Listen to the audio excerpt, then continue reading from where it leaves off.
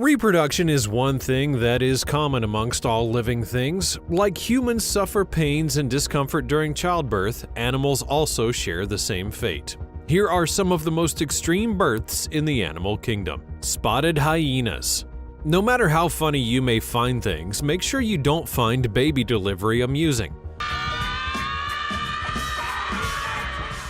Like humans, a hyena's birth is not something to be laughed at because females of both species frequently struggle to give birth. After all, the young are extremely huge and the birth passage is unusually narrow. On an African safari, one of the most odd births you could witness is that of a spotted hyena.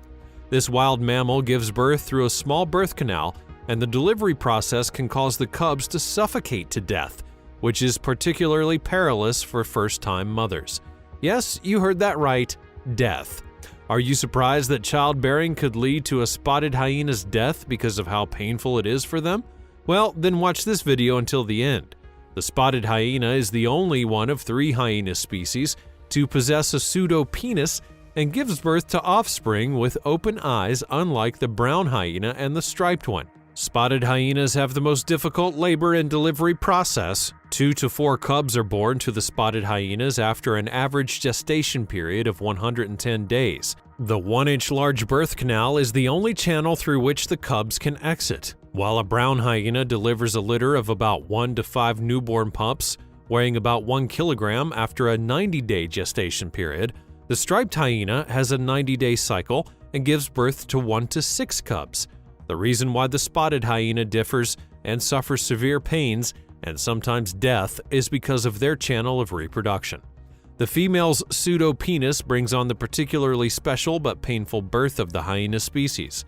The female urinates, engages in copulation, and delivers birth through the birth canal found in the pseudopenis. The birthing canal enlarges and occasionally rips, and the mother could pass away as a result of this tearing. The pseudopenis loses its shape after delivering birth and may resemble an expanded hole with split lips. Giraffes. Although young giraffes may appear small in comparison to their enormously large mothers, they're actually born as tall as an adult human.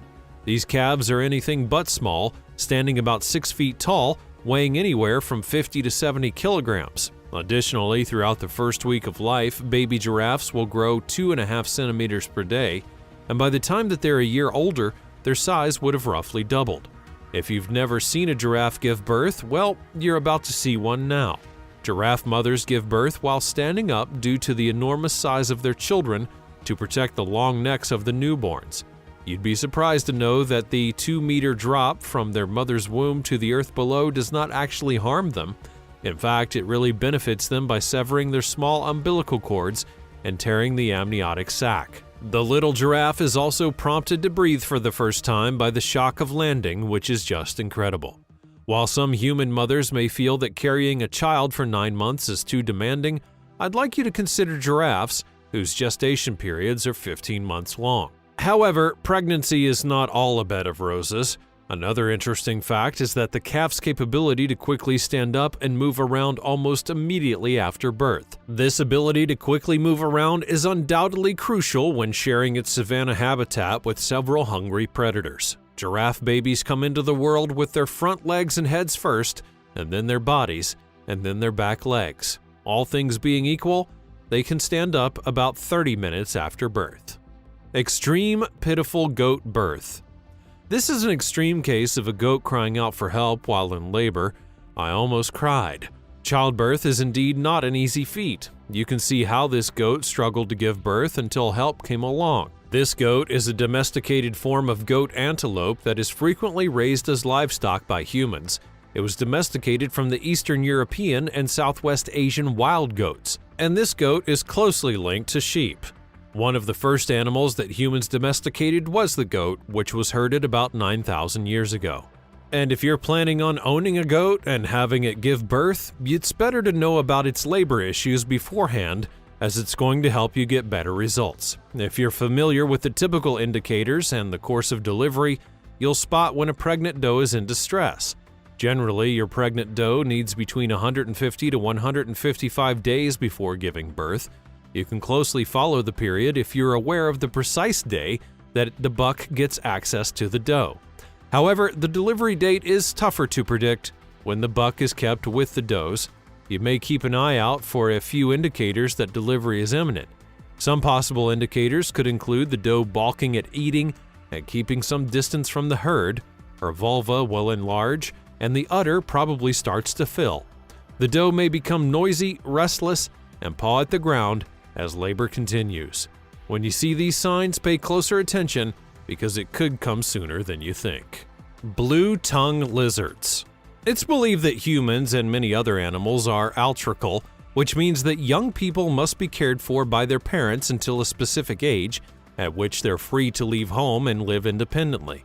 But then, do you know that there's an animal that proves more adult-ready than humans? An extreme example of this kind of animal is the eastern blue-tongued lizard. Live young are born to them, and the juveniles leave the nest right away. Their capacity to learn is directly correlated with how prepared they are for life without their parents at birth. According to one recent study, young blue-tongued lizards can learn just like adults do, which may provide them the advantage they need to live on their own. Blue tongues can reach a length of 60 centimeters, and they have smooth scales that range in color from silvery gray to brown, and their body and tail are marked by pronounced dark stripes. Typically, their undersides have a pale gray color, and the large triangular head of the blue tongue is wider than its neck. Although blue tongues are not poisonous, one could easily be scared by the way they react and open their mouths, behaving aggressively as if to eat you. Yes, they can bite. However, their bite rarely breaks the skin because their teeth are more often used for crushing than they are for tearing. The eastern blue tongue has the largest litters and the smallest young of all the blue tongues. Up to about 19 offsprings are birthed, each reaching 130 to 140 millimeters in overall length and weighing anywhere from 10 to 20 grams. Flightless egg-laying kiwis. One of the many flightless birds found in New Zealand is the kiwi. History tells us that these birds probably once flew. However, since there were no land mammal predators in New Zealand until man came along more than 1,000 years ago, these birds didn't actually need to fly. Since kiwis don't fly, their feathers have evolved and changed to have certain textures that fit their life on the ground. In addition to having a high sense of smell, it also has sensitive pores at the tip that enable the kiwi to detect prey that's moving beneath the surface. Kiwis can be extremely secretive because of their nocturnal nature. However, they do leave traces of their whereabouts. The female kiwi lays a larger egg than most any other bird relative to her body size, and the kiwi egg occupies 20% of the mother's body weight, compared to the 5% for a full-term human infant. Because of how big the kiwi's egg is in comparison to its physical size, the female has a hard time laying it. In the few days that lead up to the laying, she typically cannot eat. The egg gets so big that it occupies the whole entire space. The bird became the official mascot of New Zealand in the middle of the 19th century, and its picture could be seen on medical, insurance, university, stamps, military, and money trademarks. Chihuahua struggles to birth puppy. Like all other dogs, Chihuahuas can also become pregnant, but due to their small size, they're more likely to experience difficult deliveries than larger breeds. Understanding how many puppies a Chihuahua may produce in a litter could enable you to create an effective birthing strategy and reduce the likelihood of serious difficulties. Like the case with this Chihuahua in the video, it must have mated with a bigger dog breed that's unknown to the owner. Dogs play around with other dogs, especially when they're next-door neighbors, but sometimes the playing can turn to affection. As a result, this woman's dog had to go through an operation because it couldn't give birth due to its size. Most Chihuahuas need a C-section because of their small size to avoid the dangers of giving birth naturally. However, before you begin to freak out, you should be aware that some Chihuahuas may give birth to perfectly healthy puppies in the comfort of their own home and without any assistance. Chihuahuas are a breed that can weigh up to 6 pounds in addition to being quite petite. They're more likely to experience breathing issues since they have short noses and flat faces, and it should come as no surprise that Chihuahuas have smaller litters than larger dog breeds when you add 2 and 2 together. A Chihuahua will typically have 1 litter each year and produce 3 puppies on average. Some of them, though, are only capable of producing 1 pup. Therefore, you may anticipate anywhere from 1 to 3 puppies in every litter when it comes to the average Chihuahua litter size. Whitetail fawns triplets. Although twins and triplets are relatively uncommon and lovely in humans, they're more common in the animal kingdom. Multiple fawns at once can be a survival tactic in the wild. However, it can be difficult to feed multiple mouths as well. The more the fawns, the more the responsibility. If you've never seen a deer giving birth, you're seeing it now.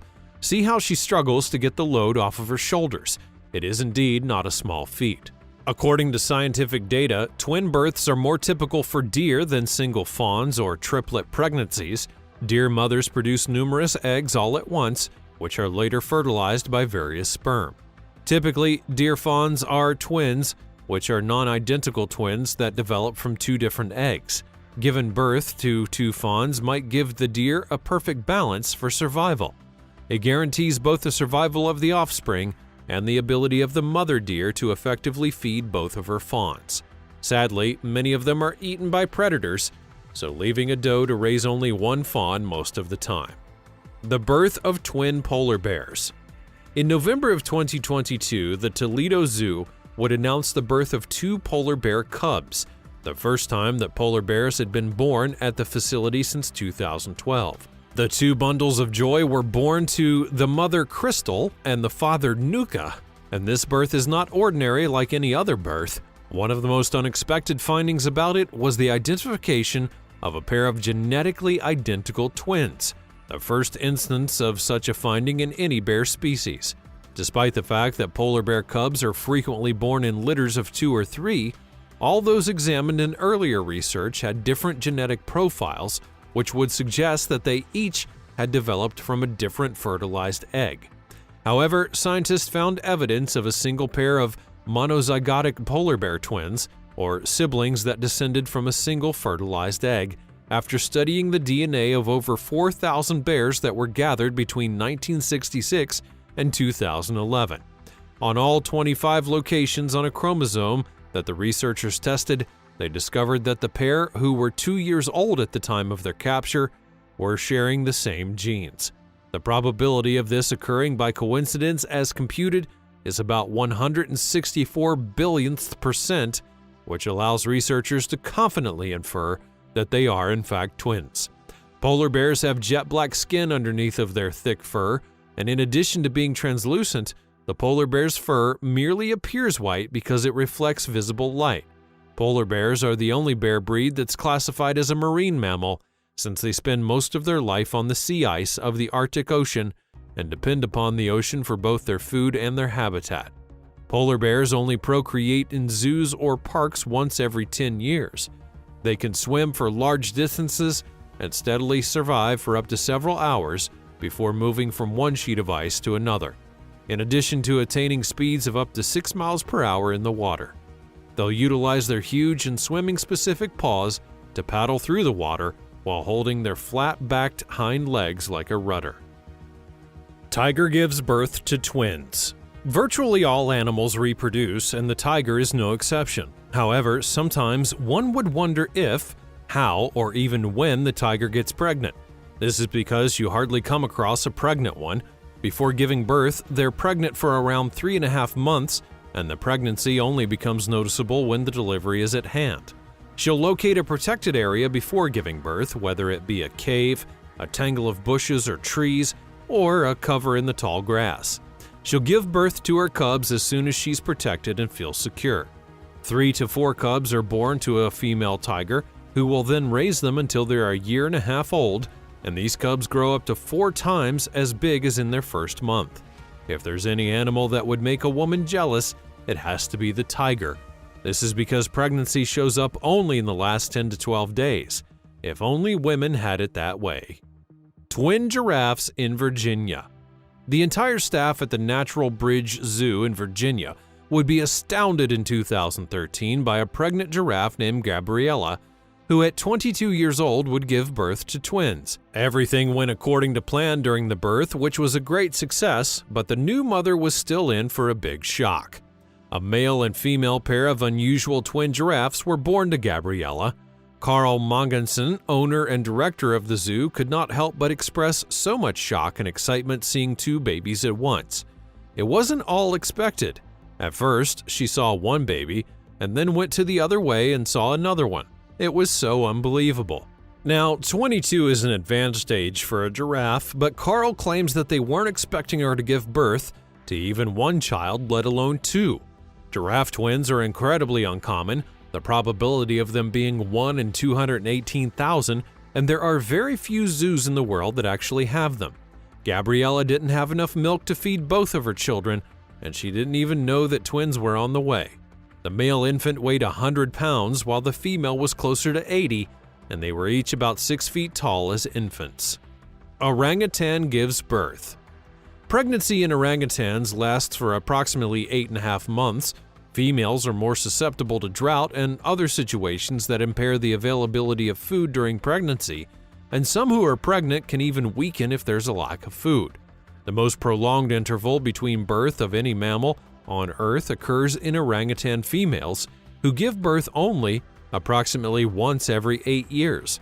Every birth typically results in one child because twins are quite uncommon. The majority of the time, the female gives birth in their nests, which are frequently more than 30 meters high up in the trees. These nests are skillfully built to support pregnancy weight gain and to guard against the newborn falling out of a crevice. Mother orangutans are frequently the only source of education and training for their young, as well as their only source of support, food, comfort, and protection. Once the child is welcomed to Earth, the mother licks it to remove the mucus and to ensure the baby is okay. Some form of similarity that exists between orangutans and humans is childcare. Orangutans will kiss, pet, and even nurture their young, just as humans do. Hedgehogs giving birth. When I first knew about hedgehogs, I learned not to disturb them, especially around or during childbirth. That's because they can eat up the newborns if they feel disturbed and/or irritated. Although the hoglet season can begin in the early spring after a warm winter and last up until the end of the year, hedgehogs will typically give birth between June and July. There are typically 4 or 5 young within a litter, and this number can reach even up to 7. Sadly for them, though, they typically only succeed in weaning about 2 or 3 of their babies. If disturbed, the mother is likely to change her location or possibly even consume them. As demonstrated in this video, she will occasionally transport them in her mouth to a new location. It's crucial to get rid of any cage mates and give mother and her newborn brood at least 5 to 10 days before interfering. Cage mates should be removed at least 5 days before delivery if you're aware that your female is pregnant. Mother and her young should be kept in a private and peaceful area of your home. The final week or two before giving birth, her tummy is going to grow large and round, and her stool could appear different or typically bigger. By gathering the bedding and placing it in the nest box, she'll begin constructing a nest. Once you see these signs, you'll know that the babies are coming. Lioness giving birth. Lionesses can give birth to cubs at any time of the year, usually beginning around the age of 3 or 4, and a typical pregnancy can last anywhere up to 120 days. Lionesses eventually leave their family pride to find a solitary den in the cover of a shrub or even a cave when it comes time to give birth. The cubs will be born there and remain there until they're old enough to join the pride.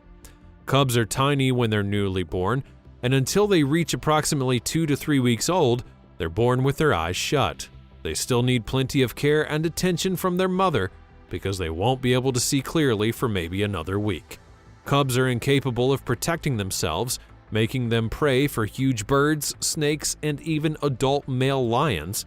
Lionesses, therefore, are kept busy making sure that their 3 to 6 cubs, which they typically have, are all secure. But did you know that a lion can actually kill her own young? To the shock of her keepers, a lioness at a German zoo killed and devoured her 2 young cubs just days after giving birth. 2 lion cubs would be born at a zoo in Germany, the first cubs to be born in that facility in 15 years. According to a zoo spokesman, the lioness mother originally provided the cubs with excellent care, but just days later, out of nowhere, she then slaughtered and ate the infants while they were being groomed. According to the spokesperson, she did not act strangely before eating her cubs and had been eating normally all day. CNN was told that it's actually a form of natural tendency, as it occurs in nature as well. Maren Huck, a lecturer in animal behavioral ecology at the University of Derby in the UK, contributed that lionesses do occasionally consume their pups in the wild, albeit it happens more frequently in captivity. Rare birth of twin foals. This horse has given birth to twins, which is incredible.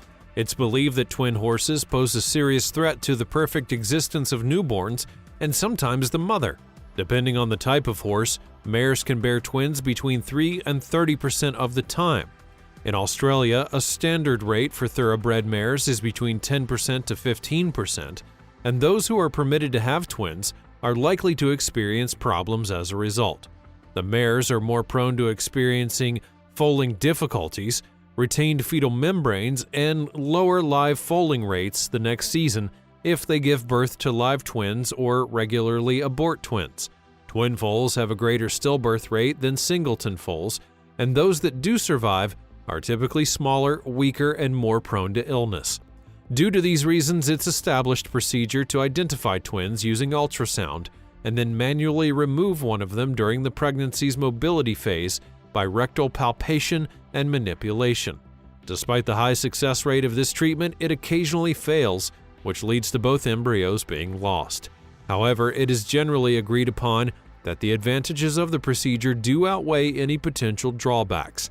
There's some evidence that's been published in scientific literature to suggest that this manual ablation procedure is linked to a lower live foaling rate when performed on older mares compared to the general population. A virgin birth.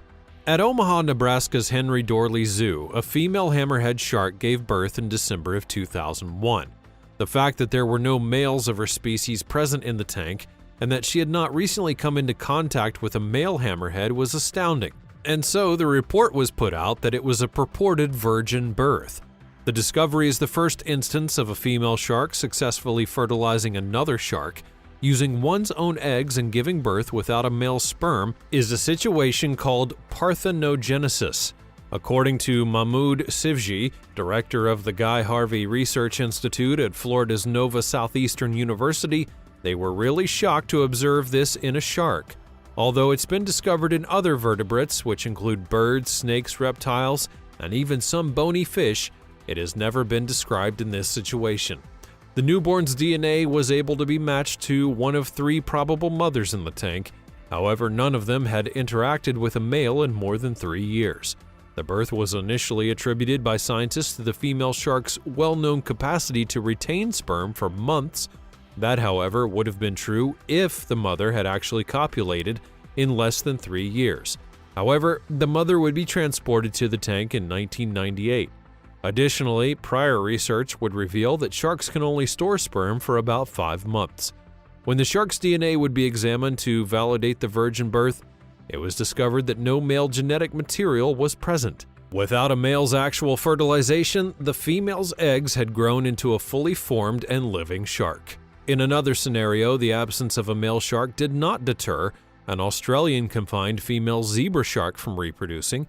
After being separated from her mate for 3 years, Leone deposited eggs that spawned young sharks. The shark had previously mated before the asexual reproduction was noticed. Scientists initially wondered if she might have been storing sperm from her mate for all of those years, but after examining the pups, it was found that this was highly implausible given the lack of genetic variations in them. When you talk about extreme wonders in the wild, the list is endless and ongoing.